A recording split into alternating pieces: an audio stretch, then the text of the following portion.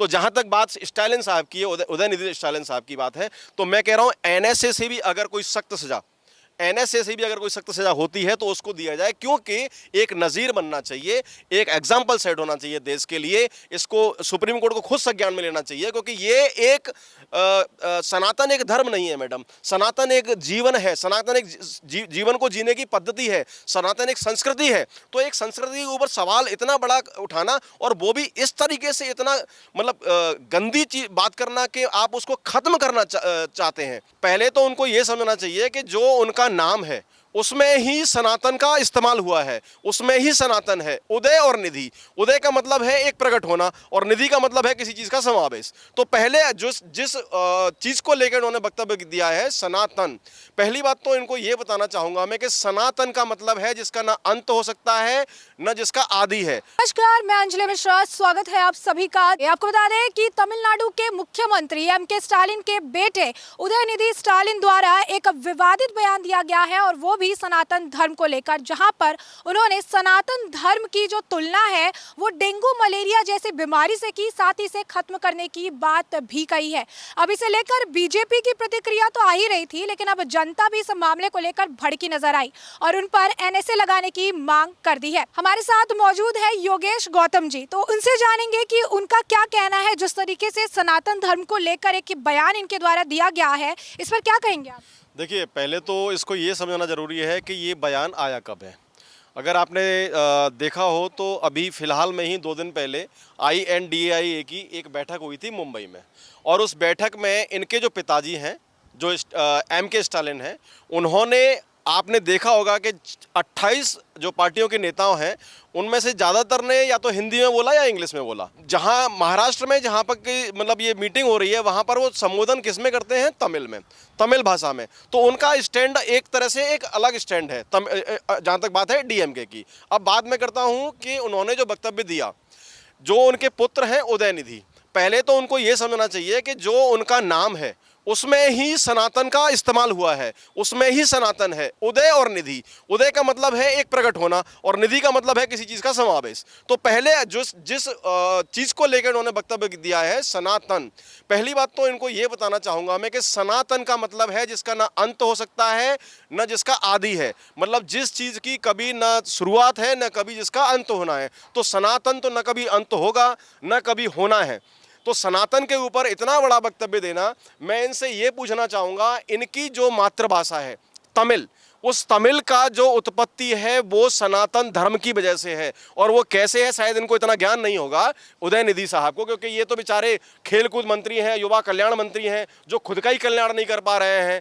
तो उसका मैं आपको इनको बताना चाहूँगा कि उसका 3000 साल पहले तमिल भाषा की उत्पत्ति हुई थी। हमारे ऋषि थे अगस्त्य ऋषि, अगस्त्य मुनि ने उसकी भाषा का उत्पत्ति की। अगस्त्य ऋषि तमिल भाषा के जनक हैं। तो क्या उदयनिधि जी जिस हमारी सनातन धर्म को कोरोना से मिला रहे हैं, जिसको डेंगू से मिला रहे हैं, जिसको मलेरिया से मिला रहे हैं, और उसको बोल रहे हैं कि इसका समापन करना निश्चित है, जरूरी है, न कि इसका रोकथाम करना जरूरी है।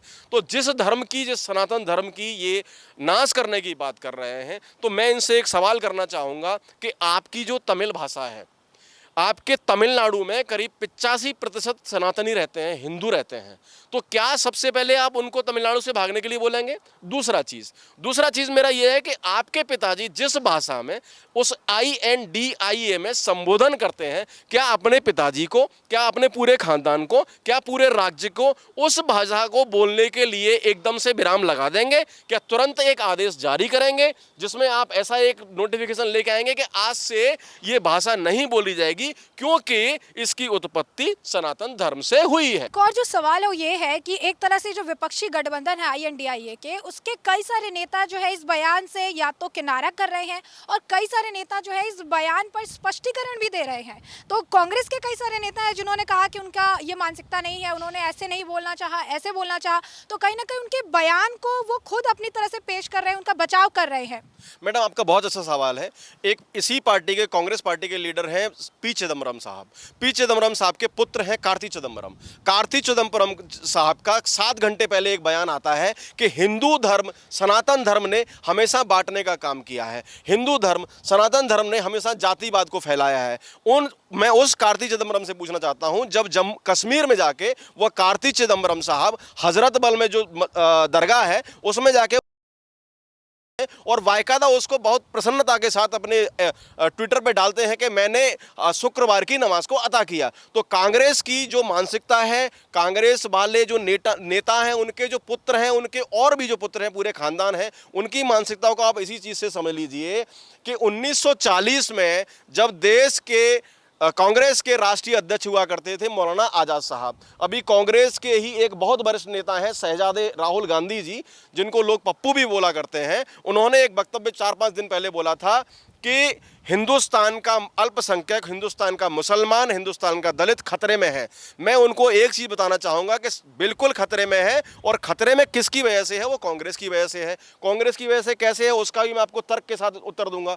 आपके जो नानू थे, आपके जो पिताजी के नानू थे जवाहरलाल नेहरू साहब, उनको प्रधानमंत्री बनाने के लिए महात्मा गांधी जी ने मौलाना आज़ाद साहब को बोला कि आप इस पद से रिजाइन दीजिए, क्योंकि ब्रिटिश काउंसिल ने बोला था कि जब प्रधानमंत्री पद का उम्मीदवार वही होगा जो उस समय का राष्ट्रीय अध्यक्ष होगा कांग्रेस का। तो उनको हटाया पहले, सबसे पहले तो सबसे पहला जो बाण चलाया किसने चलाया अल्पसंख्यकों के ऊपर? कांग्रेस ने चलाया। तो कार्ति चिदम्बरम साहब ने दिया बयान। अब जो बाकी इनके पटोले साहब हैं महाराष्ट्र के, वो कहते हैं जी निजी विचार है। मैं निजी विचार पे एक अपनी पंक्ति बोलना चाहूँगा। हर चीज़ के लिए बोल देते हैं जी, उसने बोला वो उसका निजी विचार है, उसने बोला ये निजी विचार है। स्वामी प्रसाद मौर्य साहब के लिए बोल दिया गया, अखिलेश यादव ने बोला जी निजी विचार है। कभी खुद की बूंदें बरसा ए बादल, मेरा एक लाइन है इनके ऊपर, कभी खुद की बूंदें ए बरसा ए बादल, हर बार उधार का पानी ठीक नहीं होता। तो जो ये बोल रहे हैं कि मतलब इसने बोला वो उसका विचार है, उसने बोला ये उसका विचार है, स्वामी प्रसाद मौर्य साहब ने अभी कुछ दिन पहले, करीब 15 दिन पहले एक वक्तव्य जारी किया था, जिसमें हमारा जो धार्मिक ग्रंथ है सनातन का रामचरितमानस, उस रामचरितमानस की चौपाइयों के साथ और उस रामचरितमानस के अस्तित्व पे उन्होंने सवाल उठाया था।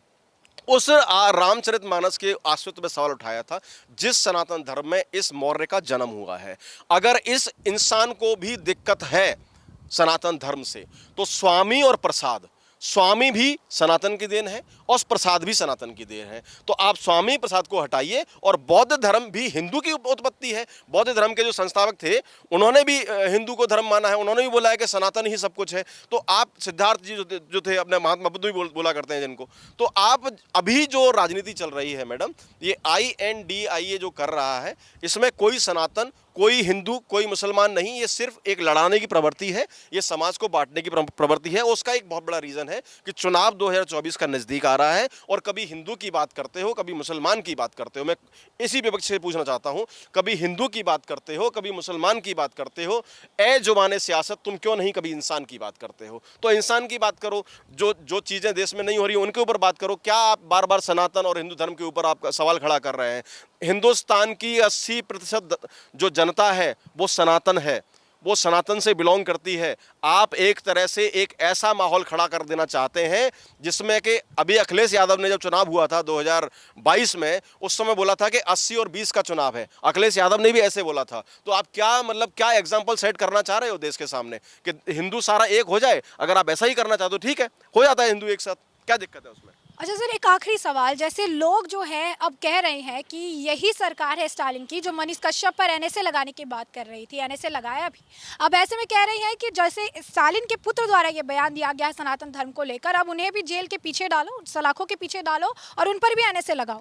देखिए मैडम, नेताओं की जो बदजुबानी है, ठीक है, नेताओं की बदजुबानी दिन ब दिन बढ़ती जा रही है और उसका सिलसिला आज क्यों इतना बढ़ रहा है, उसका एक रीज़न है। सुप्रीम कोर्ट ने आज से कुछ दिन पहले एक वर्डिक्ट दिया था। राहुल गांधी जी की 2 साल की जो अधिकतम सजा जो सूरत कोर्ट ने सुनाई थी, उसके ऊपर सुप्रीम कोर्ट ने रोक लगाई थी। उस रोक लगाने के बाद जो कांग्रेस के कबूतरबाज हैं, उन्होंने कबूतर उड़ाना शुरू किया और बोला कि शेर आ रहा है, शेर आ रहा है, लोकतंत्र की जीत हो गई। आप मुझे एक चीज़ बताइए, माननीय नेताओं को क्यों गाली का अधिकार हो? माननीय नेताओं को क्यों गाली का अधिकार हो और सूरत को दोहराना साहब जब भी अगली बार हो? तो जहां तक बात स्टालिन साहब की है, उदयनिधि स्टालिन साहब की बात है, तो मैं कह रहा हूं NSA से भी अगर कोई सख्त सजा एनएसए से भी अगर कोई सख्त सजा होती है तो उसको दिया जाए, क्योंकि एक नज़ीर बनना चाहिए, एक एग्जाम्पल सेट होना चाहिए देश के लिए। इसको सुप्रीम कोर्ट को खुद संज्ञान में लेना चाहिए, क्योंकि ये एक सनातन एक धर्म नहीं है मैडम, सनातन एक जीवन है, सनातन एक जीवन को जीने की पद्धति है, सनातन एक संस्कृति है। तो एक संस्कृति के ऊपर सवाल इतना बड़ा उठाना, और वो भी इस तरीके से इतना मतलब गंदी चीज बात करना कि आप उसको खत्म करना चाहते हैं, ये तो कहीं ना कहीं मैं कह रहा हूं एक तरह से आतंकवादी घटना की ही प्रेरित लग रहा है मुझे। तो जैसा कि आपने योगेश गौतम जी को सुना, उन्होंने बड़े ही सुंदर तरीके से बताया कि उदयनिधि जी जो कि सनातन धर्म को लेकर टिप्पणी कर रहे हैं, उनका नाम भी किस तरीके से इससे जुड़ा हुआ है। साथ ही उन्होंने ये भी कहा कि एनएसए से भी कड़ी अगर कोई सज़ा हो सकती है तो उन्हें देनी चाहिए, क्योंकि एक वो नेता है, इतने लोगों का प्रतिनिधित्व करते हैं और उनके द्वारा सनातन धर्म को लेकर ऐसी टिप्पणी बिल्कुल भी नहीं की जानी चाहिए। तो ऐसे में आपने चर्चा पूरी सुनी है, अब इस पर आपकी भी जो राय हो हमें कॉमेंट सेक्शन में कॉमेंट करके ज़रूर साझा करिएगा। धन्यवाद।